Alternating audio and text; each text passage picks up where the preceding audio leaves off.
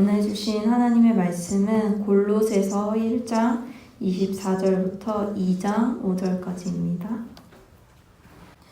골로새 교회에 편지를 쓰는 바울은 현재 로마에서 투옥된 고난의 상황을 겪고 있습니다.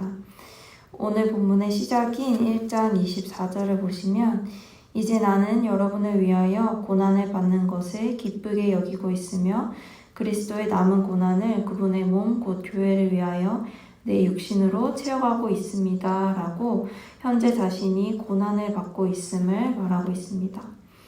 하지만 바울은 비록 자신이 고난 가운데 있고 육체적으로도 골로새 교회와 멀리 떨어져 있지만 바로 다음 절인 25절에서 그럼에도 불구하고 자신의 사명을 감당하고 있다고 말하고 있습니다.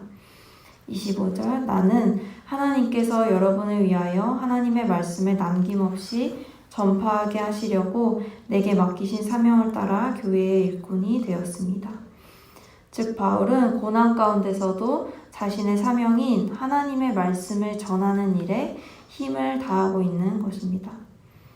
그런데 바울은 이 25절에서 말한 바울이 전해야 할 자기의 사명인 하나님의 말씀을 이어서 26절에 가서는 이 비밀이라고 표현하는 것을 볼 수가 있습니다.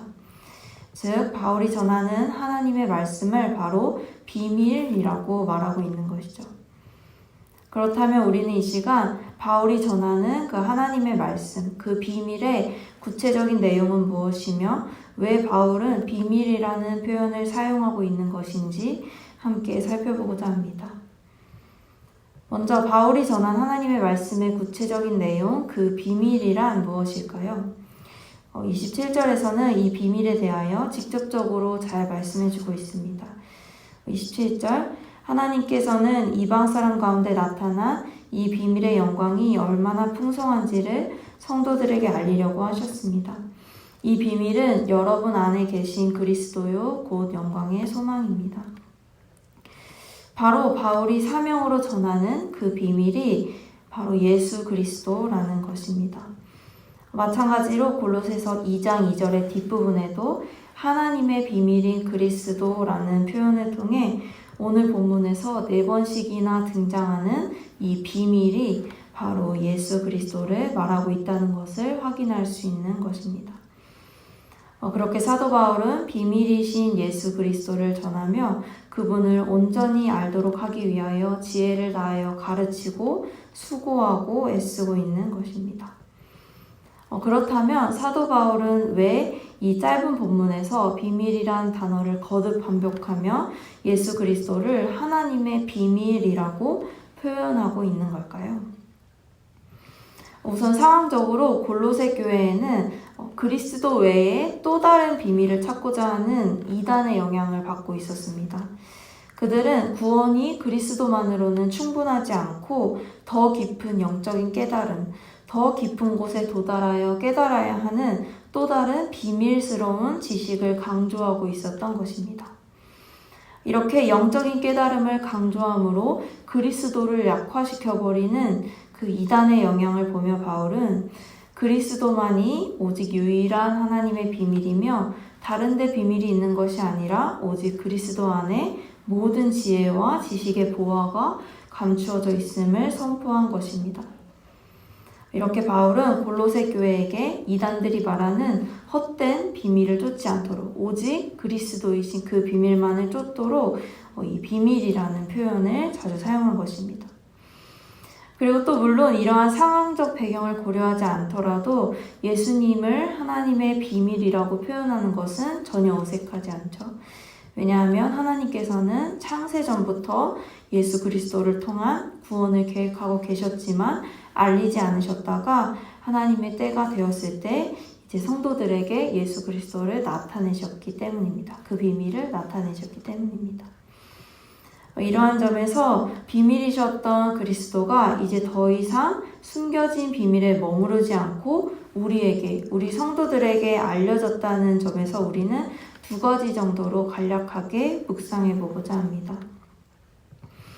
먼저는 우리가 그리스도를 통해 얻는 다양한 감사 제목들이 있죠. 이래서 감사하고 저래서 감사하고 이런 감사 제목들이 있지만 오늘은 특별히 무엇보다도 그 비밀이신 예수 그리스도가 우리에게 열렸다는 것, 우리가 예수 그리스도를 알고 믿게 해주신 하나님의 그 은혜에 감사하는 시간이 되시기를 바랍니다. 예수 그리스도라는 비밀을 알지 못하는 자에게 구원은 없습니다. 하지만 하나님께서는 성도들에게 비밀을 열어 그리스도를 알게 하시고 또 우리 안에 믿음을 심어주셔서 그 믿음으로 구원을 선물해 주신 것입니다. 따라서 오늘은 무엇보다 먼저 그리스도이신 예수님을 알고 믿게 해주신 은혜 그 자체로 감사하는 시간이 되시기를 바랍니다. 또 다음으로는 그렇다면 이 비밀이신 그리스도를 알게 된 이는 우리가 그리스도를 알게 된 이로써 어떻게 살아야 할지를 묵상해 봅시다. 우리는 오늘 본문의 바울의 모습을 통해 그 비밀을 알게 된 이의 삶을 배워볼 수 있습니다. 서두에서 말씀드렸듯이 바울은 고난 가운데서도 그리스도를 전하는 삶을 사는 일에 애쓰고 노력하는 것을 볼 수 있었습니다. 그리고 우리도 바울과 동일한 비밀이신 그리스도를 알게 되고 구원을 선물 받은 그 동일한 은혜를 얻은 자들입니다. 절대 바울이 우리보다 더 큰 은혜를 입어서 이러한 헌신의 삶을 사는 것이 아니죠. 따라서 우리도 동일하게 그리스도를 알게 되는 그 은혜를 입은 자로서 그 비밀을 깨닫게 된 자로서 사도 바울을 본보기 삼아 때로는 그리스도를 믿음으로 주어지는 고난 가운데서도 인내하고 기뻐하며 또 그 비밀이셨던 예수 그리스도를 전하는 복음을 전하며 살아가는 삶을 살아가시기를 기도합니다. 오늘은 바로 우리 예수님께서 태어나신 날을 기억하고 기뻐하는 성탄절이죠.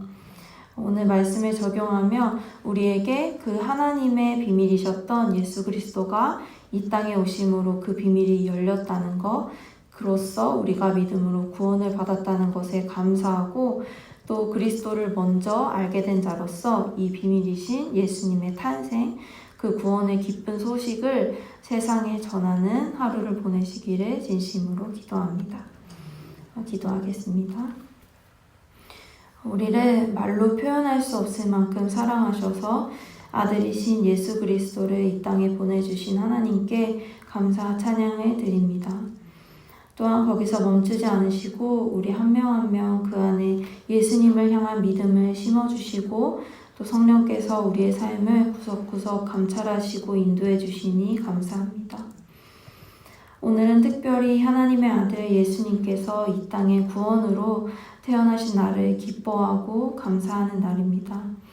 오늘 하루가 그리스도라는 비밀을 알게 된 자로서 감격하고 감사하며 또 이 기쁜 소식을 전하며 보내는 하루가 되도록 인도해 주시고 오늘 하루뿐만 아니라 매일매일을 이 삼위 하나님의 은혜에 감사하며 살아갈 수 있도록 인도하여 주옵소서. 하나님의 아들이시며 우리의 구원자이신 예수 그리스도의 이름으로 기도합니다.